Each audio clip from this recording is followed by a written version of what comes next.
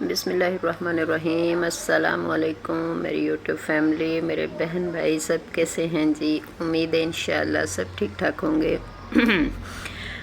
चलें जी, रमज़ान कैसा गुज़र रहा है, उम्मीद है सबका अच्छा ही गुज़र रहा होगा।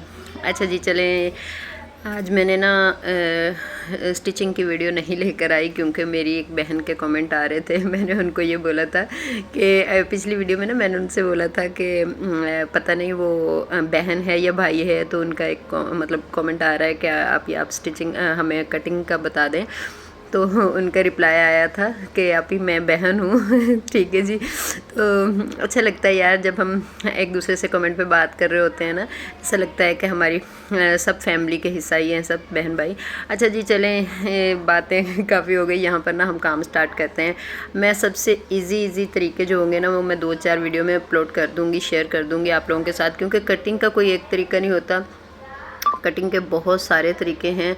और सबसे मेन जो तरीका होता है ना वो अपना दिमाग होता है जो हमने एनी टाइम हाज़िर रखना होता है। काम करने से पहले हमने ये सोचना होता है कि कौन सा तरीका से हम काम अच्छा और इजी तरीके से कर सकते हैं। ठीक है जी। यहाँ पर बारी आ गई है जी सूट की। तो हम सबसे पहले जो यहाँ पर ये जो मैंने सूट कटिंग करने के लिए बैठी हूँ ना, ये 2 पीस सूट है।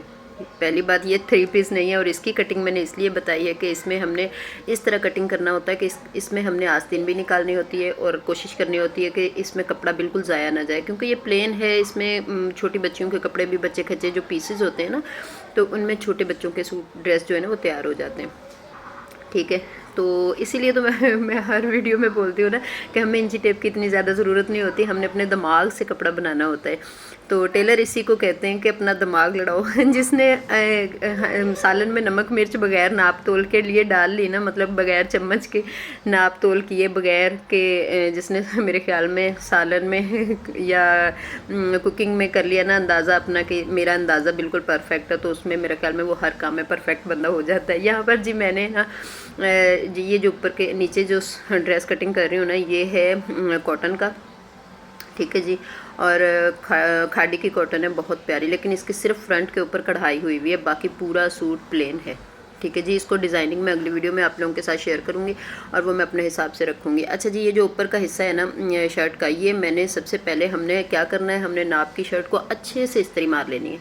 उससे क्या होगा कि उसकी जो इधर उधर कपड़ा खचका बचका हुआ होगा ना, जैसे इकट्ठा हो जाता है, उल्टा होने से शर्ट उल्टी होती है जो हम पहन रहे होते हैं, तो उसके अंदर से ना फिटिंग की जगह से, बाजुओं की जगह से कपड़ा इकट्ठा हो जाता है।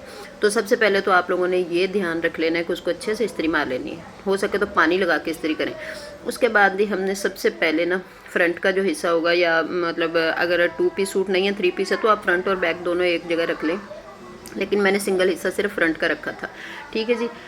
उसको इस नीचे जो कटिंग वाला हिस्सा होगा उसको आपने अच्छे से इस्त्री मारनी है, उसकी सेंटर की क्रेस बना लेनी है ताकि टेढ़ा मेढ़ा ना हो।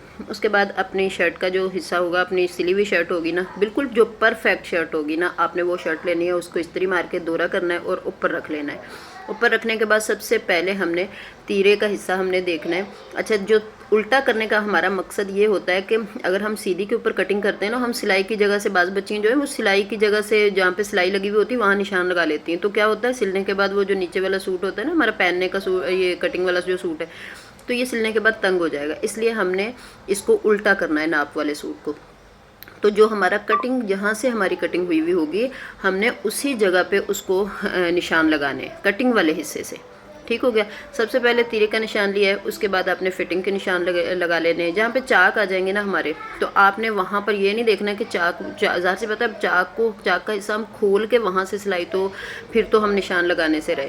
तो आपने जितना 2 इंच 3 इंच हमारा सिलाई में कपड़ा छूटा हुआ होता है ना, आपने वहीं से सीधा सिलाई जो है ना मतलब निशान लगाते जाना है, फिर कटिंग कर लेना है। ठीक है। तो पहले मैंने इस तरह से कटिंग करके शर्ट का फ्रंट का हिस्सा निकाल लिया था। उसके बाद मैं बैक निकाल रही हूँ। बैक मैंने अलग से इसलिए निकाली थी कि जो ऊपर जो नीचे, मतलब इसको शर्ट को ना अक्सर होता है कि हम ऊपर की शर्ट तरफ से कटिंग करते हैं और नीचे बढ़ा देते हैं बाकी कपड़ा, और बाद में नीचे से कटिंग कर लेते हैं। मैंने फ्रंट का तो इसी तरह कटिंग किया था, लेकिन जो बैक थी ना उसको मैंने, उसमें से मैंने कपड़ा काफ़ी था तो मैंने कपड़ा बचाना था उसका। ठीक हो गया।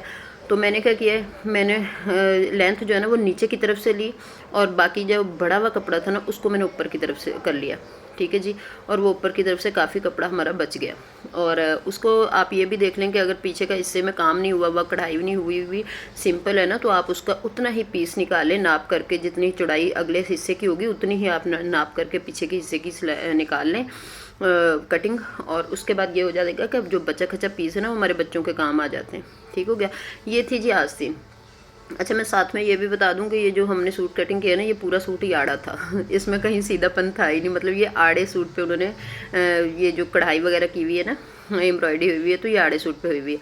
अच्छा, जहाँ से आप कर सको वहाँ तो आप सीधा कर लो ना, जहाँ पे आपके बस में नहीं है वहाँ पे आप छोड़ दो ठीक है। तो मैं यहाँ पे मैंने आस्तीन देखी तो ये भी आड़ी थी तो यहाँ से अगर मैं आड़ी सूट के ऊपर आड़ी शर्ट के ऊपर आड़ी ही आस्तीन लगा दूंगी ना, तो क्या होगा, हमारे जो कंधे होंगे ना यहाँ से हमें खिंच पड़ सकती है शर्ट को। तो मैंने क्या किया है कि शर्ट तो मैंने आड़ी ही रहने दी, लेकिन जो आस्तीन थी ना उसकी मैंने कढ़ाई कटिंग करके साइड में निकाल ली है, और जो बचा हुआ शर्ट का बचा हुआ कपड़ा था ना उसको मैंने लिया है और उसको मैंने आड़ा नहीं रखा, सीधा रखा है। ठीक है, सीधा रख के इस तरह से मैंने तय कर लिया था। और इसमें सिर्फ 2 कली का जोड़ आएगा साइड में, लेकिन वो नीचे चला जाता है, वो नज़र नहीं आएगा।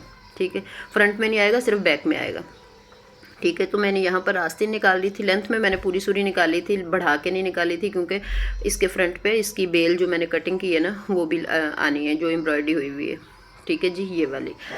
तो उम्मीद है जी मेरी बहन को समझ आ गई होगी, और जहाँ पे समझ ना आए आप लोगों की, मैं सिस्टर हूँ, आप मुझे खुल के बोल सकते हैं। और मेरे ख्याल में जैसे जैसे मैं कटिंग कर रही हूँ ना, इसी तरह अगर आप पुराने कपड़ों पे कटिंग करेंगे ना, आप अच्छा वाला कपड़ा नहीं लें, आप पुराना वाला कपड़ा ले लें, उस पर बहुत अच्छी कटिंग करें, कोशिश करते रहें। इंशाल्लाह कोशिश करने से तो अल्लाह ताला मिल जाते हैं ये तो हमारा छोटा मोटा काम है। अच्छा, ये जो मैं स्केल दिखा रही हूँ ना आप लोगों को, ये मैं स्केल लेकर आई हूँ। अच्छा, मैंने ना, मेरे पास 2-2 3-3 इंची टेप पड़े हुए हैं, मेरे पास ये स्केल भी पड़े हुए हैं। मेरी कोशिश होती है सिलाई की मेरी हर चीज़ मेरे पास कंप्लीट पूरी हो।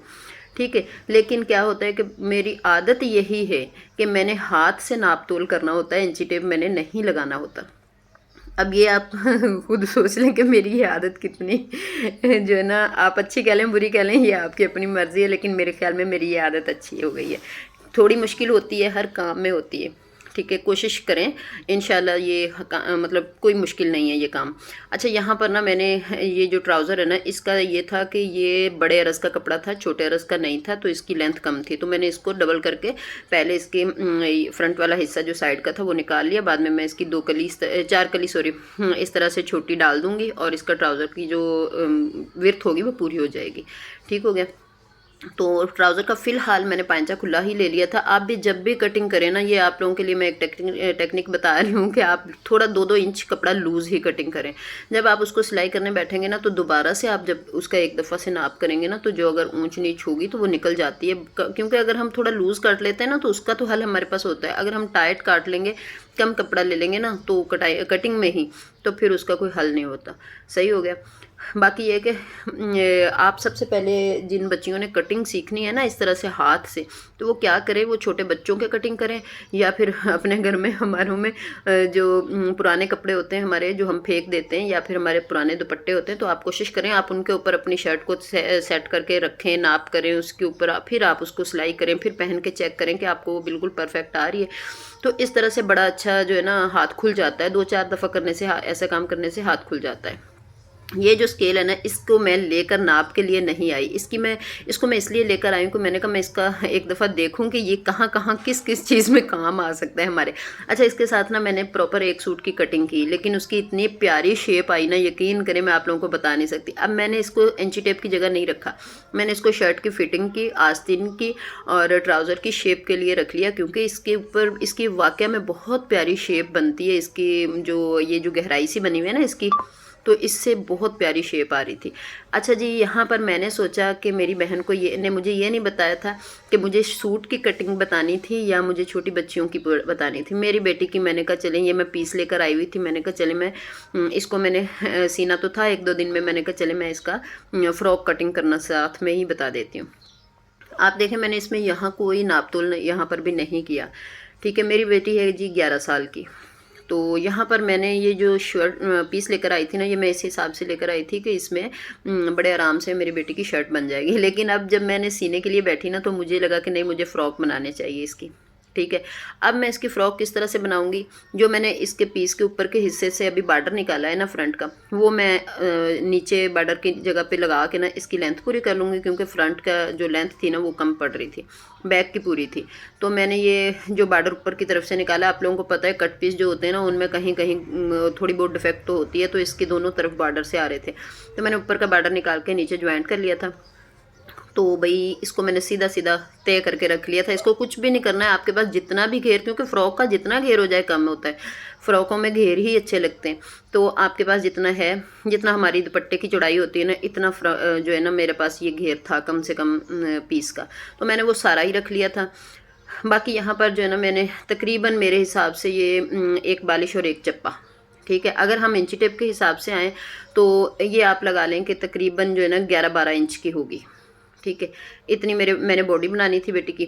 उसके बाद मैंने ये जी नाप कर लिया था, स्केल के साथ भी नाप करके दिखा दिया, हाथ से भी मैंने एक बालिश एक चप्पा निकाल ली थी। मेरे हिसाब से मैं सीधा सीधा शर्ट का नाप ही करती हूँ, हमेशा मेरी यही आदत है। उसके बाद जी मैंने ये इस्त्री के साथ इसकी प्लेट्स बिठा दी थी और ऊपर मैंने बॉडी इस तरह से रख के इसकी फाइनल लुक आप लोगों को दिखा दी थी। अब मैं इंशाल्लाह इनको सिलाई करके ना फिर उनकी लुक दिखाऊंगी। वीडियो अच्छी लगे तो लाइक शेयर एंड सब्सक्राइब कर दिया करें चैनल को। अल्लाह हाफ़िज़।